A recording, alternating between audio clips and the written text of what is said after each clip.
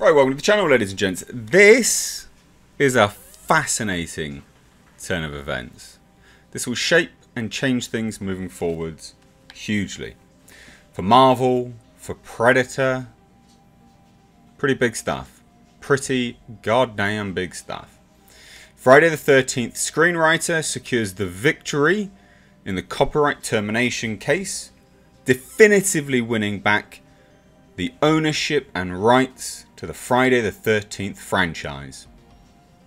Now, why is this going to shape and change the industry? We've got one other higher profile case, which is Jim and John Thomas suing 20th Century Studios, 20th Century Fox for the rights to the Predator franchise back, based on the original screenplay, Hunter or Hunters, can't remember the exact title. Massive definitive legal precedent now. This was the legal precedent anyway, and you've also got the other legal precedent from Clive Barker, who recently won the rights back to the Hellraiser franchise. Yeah, if you didn't know, hit subscribe, turn the bell notifications on. I do videos like this, and I covered that one as well. This is huge news. Disney is currently counter-suing Steve Ditko, Stan Lee's heirs, all these other heirs to, famous comic book writers, to try and get, they're trying to get the rights back, and Disney is counter-suing to secure the rights. But this is more legal precedent, which is huge stuff. Like you can't stress this enough. It is massive stuff that this is happening. So a little over 3 years since US District Court ruled in favour of Victor Miller and declared that the Friday the 13th screenwriter was the legal rights holder and owner to the series, a second judgment recently handed down by the US Court of Appeals has solidified his claim to the iconic horror icon. That's right. That is right, ladies and gents. Now that's why the series and franchise basically hasn't done anything for a while. Why hasn't it done anything? Well, because it was embroiled in this, like a legal wranglings, just a legal battle, basically. You can't do anything. Literally couldn't do anything. Now, the legal battle surrounding Jason and his bloody exploits began in 2016, when, similar to recent moves made by various comic book creators against Marvel and Predator. Again, I've got to say that, Predator, because that's the one which really interests me the most. Is the one with respect to the Predator franchise.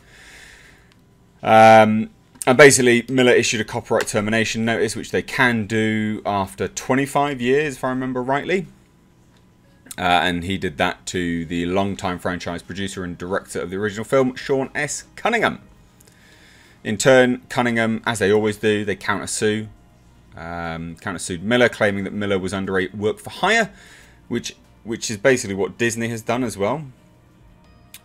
And this is why this is such a big thing. And that will be the argument that Disney, again, will make for Jim and John Thomas, saying that they have no right. Why do they have no right? Well, because they will work for hire. But again, this is a big legal precedent to indicate, no, guys, they are the actual rights holder. Now, because they work for hire contract at the time, and thus they should retain the rights to his creation. Ultimately, in a 2018 judge ruled the case in favour of Miller, finding that he was actually employed as an independent contractor, and thus the studios had no claim over his creation, at least in the United States. All these things are solely in the United States, which makes it interesting worldwide.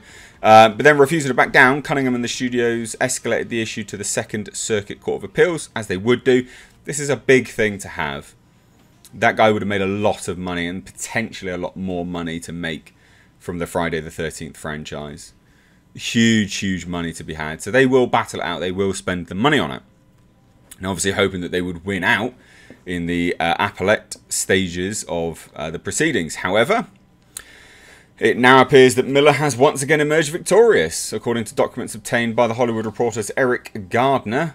Though the studios attempted to argue that Miller's membership in the Writers Guild of America, East Inc., as well as his participation in the Producers Collective bargaining agreement with the WGA in the same period, classified him as an employee, the court strongly rejected their arguments. We reject that argument and conclude that Miller was an independent contractor when he wrote the screenplay and is therefore entitled to authorship rights, wrote Circuit Judge Susan Carney. Accordingly, the notice of termination that he gave under Section 203 is effective as to now defunct production company Manny Inc., through whom Miller was involved with the first film and its successors. In conclusion to her judgment, Judge Carney asserted, "We therefore affirm the District Court's order granting summary judgment to Miller." Wow. Now, though this ruling marks a major victory for Miller, he's not quite out the woods surrounding Camp Crystal Lake quite yet. As noted by Gardner, Cunningham could still request a rehearing of the case by the Second Circuit before a fuller panel, and failing that, even potentially escalate it to the Supreme Court. How much money is he willing to lose, though? How much money? Now, furthermore, Cunningham still retains the non-exclusive foreign rights and the intellectual property born from the numerous sequels to Friday the 13th, which could lead both parties to come to some sort of mutually beneficial agreement. And that's the thing, and it's a similar situation to MGM and Don Mancini, because of Chucky and Child's Play, them both basically becoming separate entities, and one owning the rights to the first film and one owning the rights to the subsequent films. So this is probably a similar situation, and it could lead to completely different films, two different film series. But at least this now moves things forward ever so slightly, and like I say, a legal precedent has now been set. Massive legal precedent, in fact. Now, I would say, you know, the sort of long and short of it is that I would imagine Friday the 13th will probably continue under Cunningham rather than Miller. Miller could continue something in future. Well, it's whether they're going to call it Friday the 13th or not. Could be just some sort of Jason X thing or Jason Voorhees, that sort of title rather than anything else, and then maybe Miller can continue it in another format.